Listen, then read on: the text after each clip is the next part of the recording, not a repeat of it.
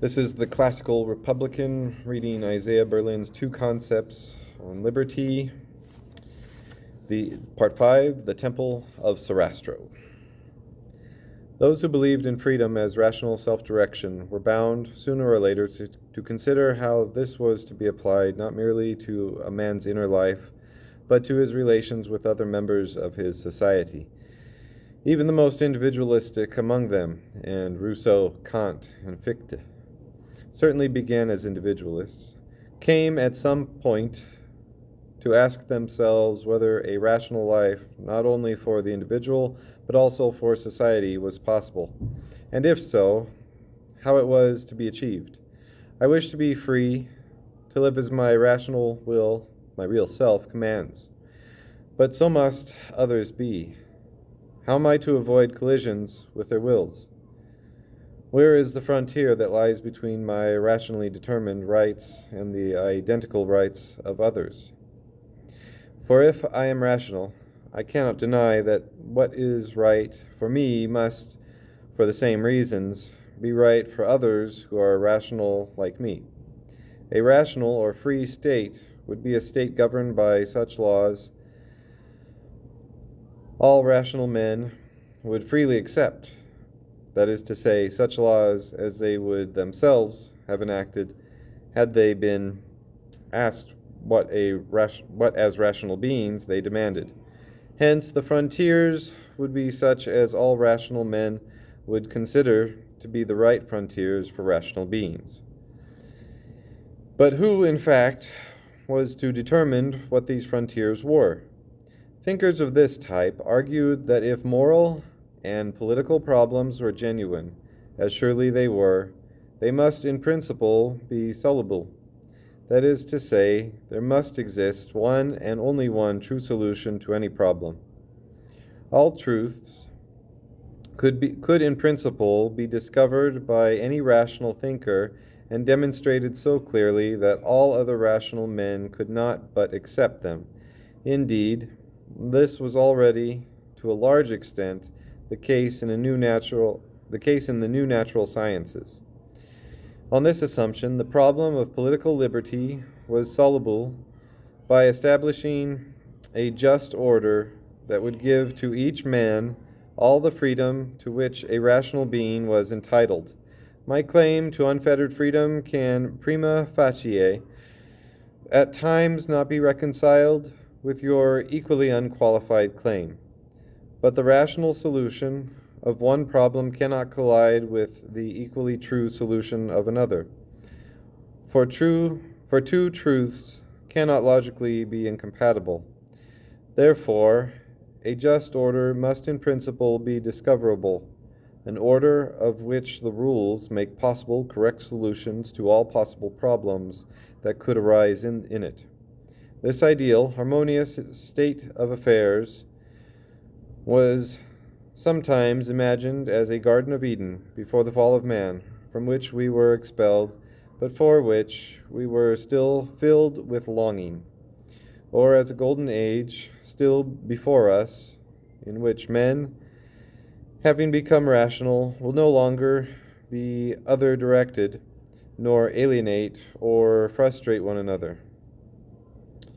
In existing societies, justice and equality are ideals which still call for some measure of coercion because the premature lifting of social controls might lead to the oppression of the weaker and the stupider by the stronger or abler or more energetic and unscrupulous.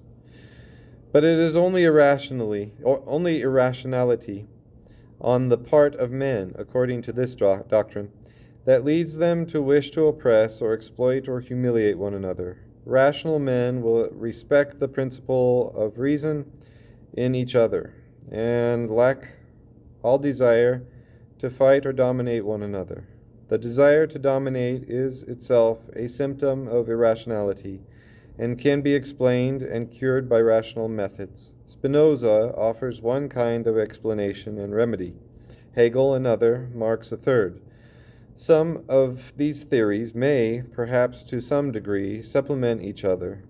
Others are not compatible, but they all assume that in a society of perfectly rational beings, the lust for domination over men will be absent or ineffective. The existence of or craving for oppression will be the first symptom that the true solution to the problems of social life has not been reached. This can be put in another way. Freedom is self-mastery, the elimination of obstacles to my will, whatever these obstacles may be, the resistance of nature, of my ungoverned passions, of irrational institutions, of the opposing wills or behavior of others. Nature I can, at least in principle, always mold by technical means and shape to my will. But how am I to treat recalcitrant human beings? I must, if I can, impose my will on them too, mold them to my pattern, cast parts for them in my play. But will this not mean that I alone am free, while they are slaves? They will be so if my plan has nothing to do with their wishes or values, only with my own. But if my plan is fully rational, it will allow for the full development of their true natures, the realization of their capacities for rational decisions, for making the best of themselves as a part of the realization of my own true self. All true solutions to all genuine problems must be compatible. More than this, they must fit into a single whole. For this is what is meant by calling them all rational and the universal harmonious. Each man has his specific character, abilities, aspirations, ends.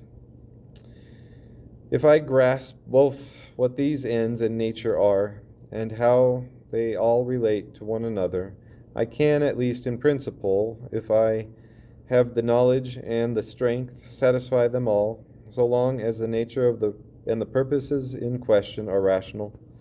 Rationality is knowing things and people for what they are. I must not use stones to make violins, nor try to make born violin players play flutes.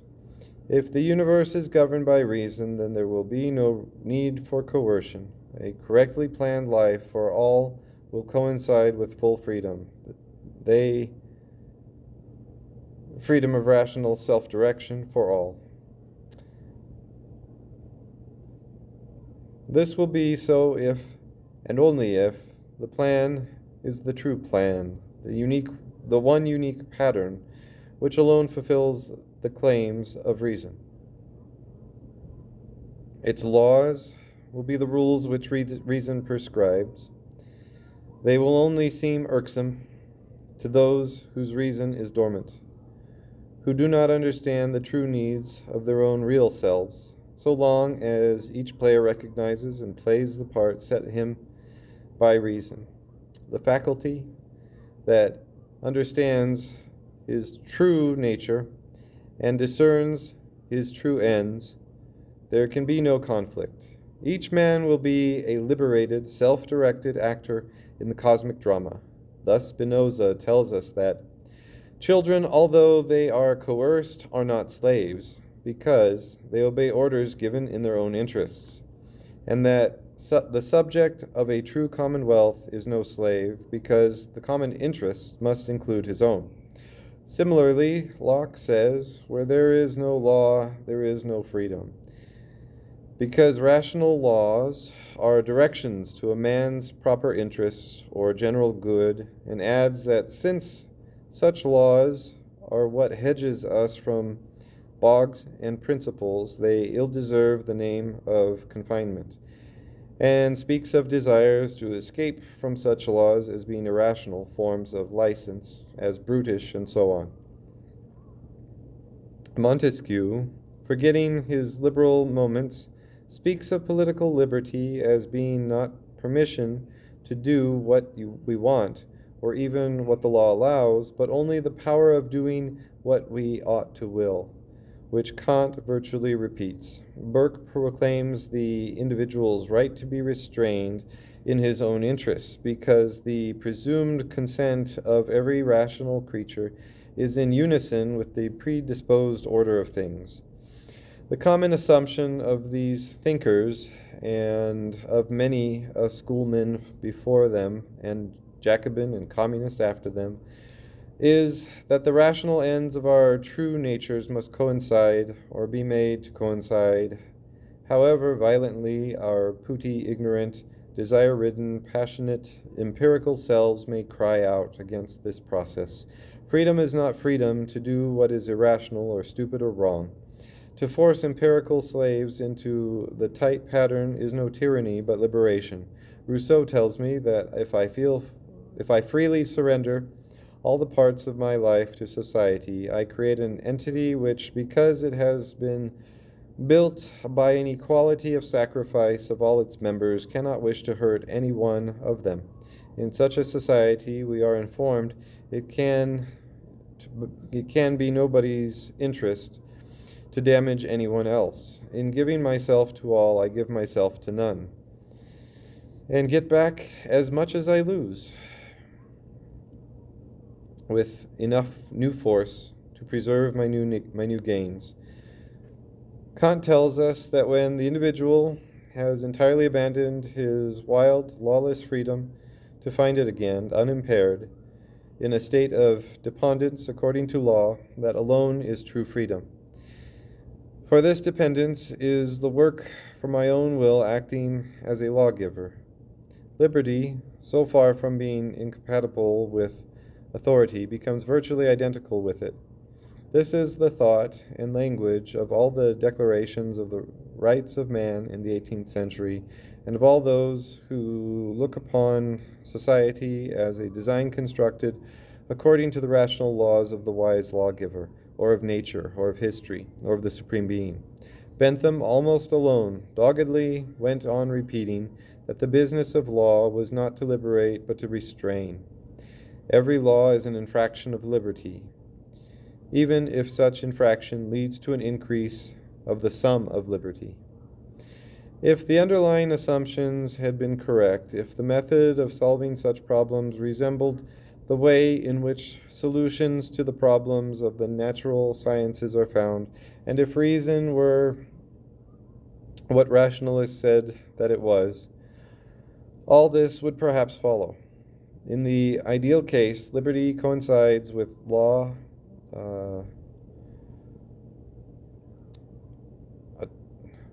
autonomy, with authority, a law which forbids me to do what I could not, as a sane being, conceivably wish to do, is not a restraint of my freedom. In the ideal society, composed of wholly responsible beings, rules, because I should scarcely be conscious of them, would gradually wither away. Only one social movement was bold enough to render this assumption quite explicit and accept its consequences, that of the anarchists. But all forms of liberalism founded on a rationalist metaphysics are less or more watered down versions of this creed. In due course, the thinkers who bent their energies to the solution of the problem of these lines came to be faced with the question of how, in practice, men were to be made rational in this way. Clearly, they must be educated, for the uneducated are irrational, heteronymous, and need to be coerced, if only to make life tolerable for the rational, if they are to live in the same society and not be compelled to withdraw to a desert or some Olympian height. But the uneducated cannot be expected to understand or cooperate with the purposes of their educators. Education, says Fichte, must inevitably work in such a way that you will later recognize the reasons for what I am doing now. Children cannot be expected to understand why they are compelled to go to school, nor the ignorant, that is, for the moment, the majority of mankind, why they are made to obey the laws that will presently make them rational. Compulsion is also a kind of education. You learn the great virtue of obedience to superior persons. If you cannot understand your own interest as a rational being, I cannot be expected to consult you. or abide by your wishes in the course of making you rational. I must, in the end, force you to be protected against smallpox, even though you may not wish it. Even Mill is prepared to say that I may forcibly prevent a man from crossing a bridge if there is not time to warn him that it is about to collapse. For I know, or am justified in assuming, that he cannot wish to fall into the water. Fichte knows what the uneducated German of his time wishes to be or do better than he can possibly know them for himself. The sage knows you better than you know yourself, for you are the victim of your passions, a slave living a heteronymous life, purblind, unable to understand your true goals. You want to be a human being. It is the aim of the state to satisfy your wish. Compulsion is justified by education for future insight. The reason within me, if it is to triumph, must eliminate and suppress my lower instincts, my passions and desires, which render me a slave. Similarly, the fatal transition from individual to social concepts is almost imperceptible. The higher elements in society, the better educated, the more rational, those who possess the highest insight of their time and people, may exercise compulsion to rationalize the irrational section of society. For so Hegel, Bradley, Bosanquet have often assured us. But obeying the rational man, we obey ourselves. Not indeed as we are, sunk in our ignorance and our passion, weak creatures affected by diseases that need a healer, wards who require a guardian, but as we could be if we were rational. As we could be even now, if only we would listen to the rational elements of which is ex hypothesi within every human being who deserves the name. The philosophers of objective reason, from the tough, rigid, centralized, organic state of Fichte to the mild and humane liberalism of T.H. Green, certainly suppose themselves to be fulfilling and not resisting the rational demands which, however inchoate, were to be found in the breast of every sentient being. But I may reject such democratic optimism, and turning away from the teleological determinism of the Hegelians towards some more voluntarist philosophy, conceive the idea of imposing on my society for its own betterment a plan of my own which in my rational wisdom I have elaborated, and which, unless I act on my own, perhaps against the permanent wishes of the vast majority of my fellow citizens, may never come to fruition at all. Or, abandoning the concept of reason altogether, I may conceive myself as an inspired artist who molds men into patterns in the light of his unique vision. As painters combine colors or composers sounds, humanity is the raw material upon which I impose my creative will. Even though men suffer and die in the process, they are lifted by it to a height to which they could never have risen without my coercive but creative violation of their lives. This is the argument used by every dictator, inquisitor, and bully who seeks some moral or even aesthetic justification for his conduct. I must do for men, or with them, what they cannot do for themselves, and I cannot ask their permission or consent because they are in no condition to know what is best for them. Indeed, what they will permit and accept may mean a life of contemptible mediocrity, or perhaps even their ruin and suicide. Let me quote from the true progenitor of the heroic doctrine, Fichte, once again. No one has rights against reason. Man is afraid of subordinating his subjectivity to the laws of reason. He prefers tradition or arbitrariness. Nevertheless, subordinated he must be. Fichte puts forward the claims of what he called reason. Napoleon or Carlyle or romantic authoritarians may worship other values and see in their establishment by force the only path to true freedom. The same attitude was pointedly expressed by Auguste Comte, who asked, "If we do not allow free thinking in chemistry or biology, why should we allow it in morals or politics? Why indeed?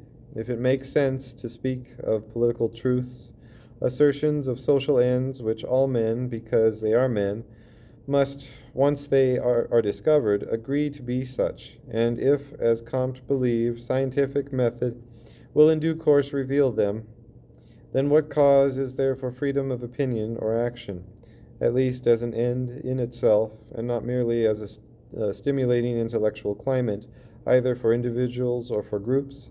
Why should any conduct be tolerated that is not authorized by appropriate experts?"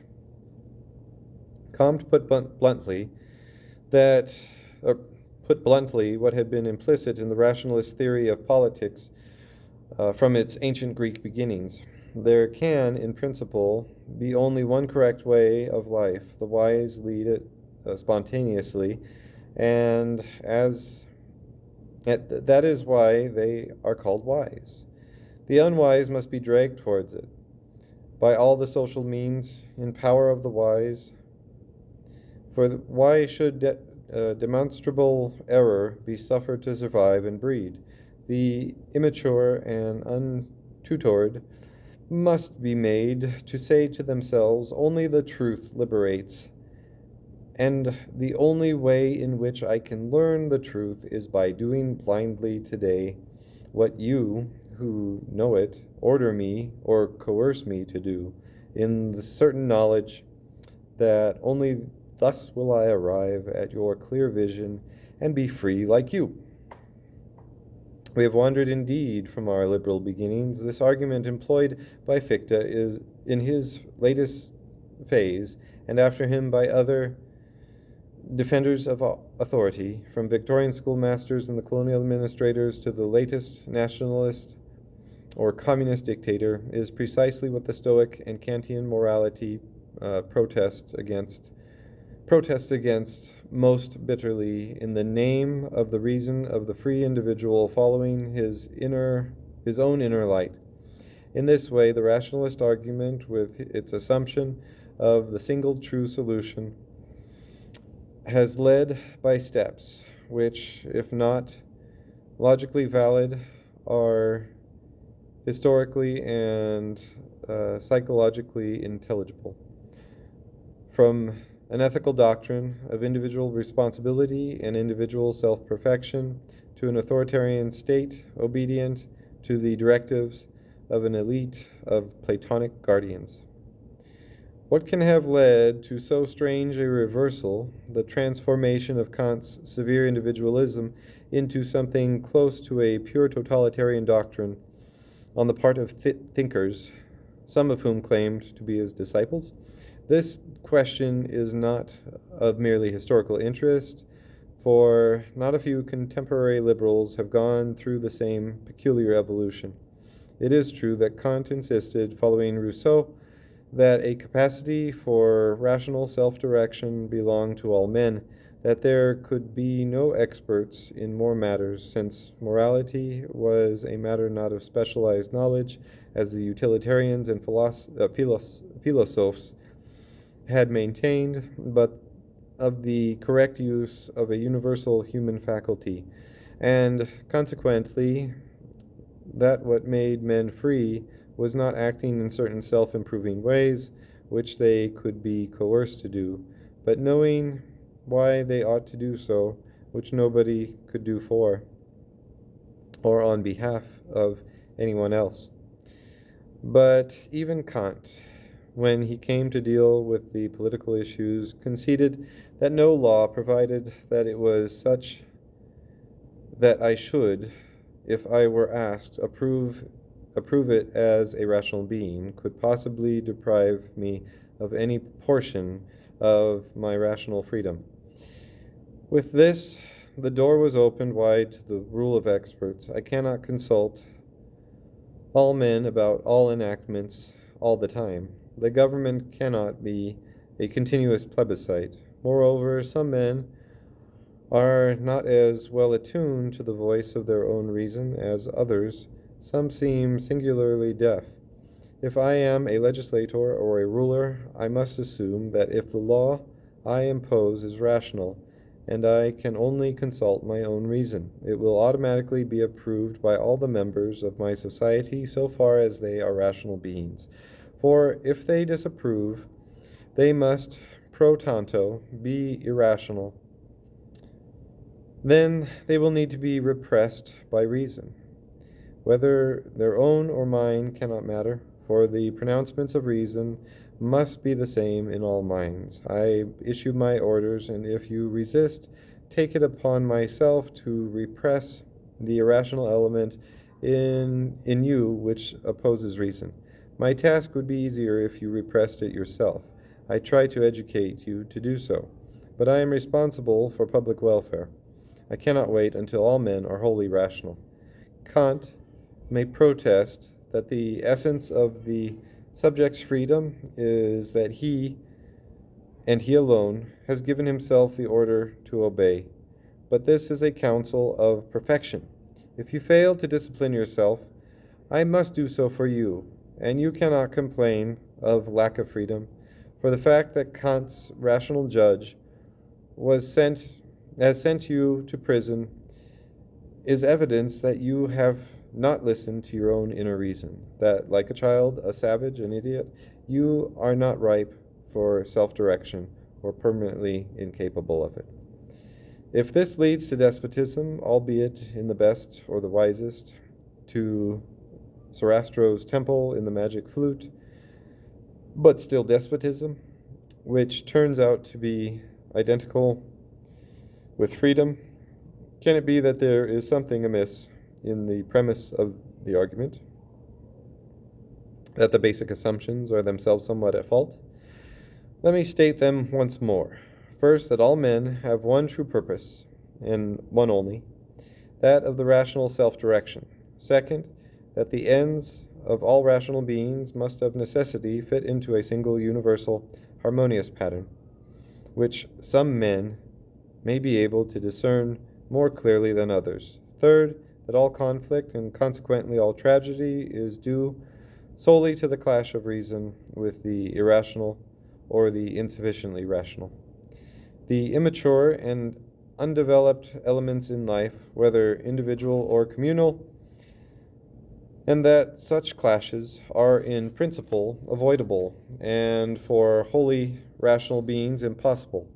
Finally, that when all men have been made rational, they will obey the rational laws of their own natures, which are one and the same in them all, and so to be at once wholly law-abiding and wholly free. Can it be that Socrates and the creators of the Central Western transition in ethics and politics who followed him have been mistaken for more than 2 millennia? That virtue is not knowledge, nor freedom identical with either? That despite the fact that it rules the lives of more men than ever before in its long history, not one of the basic assumptions of this famous view is demonstrable or perhaps even true?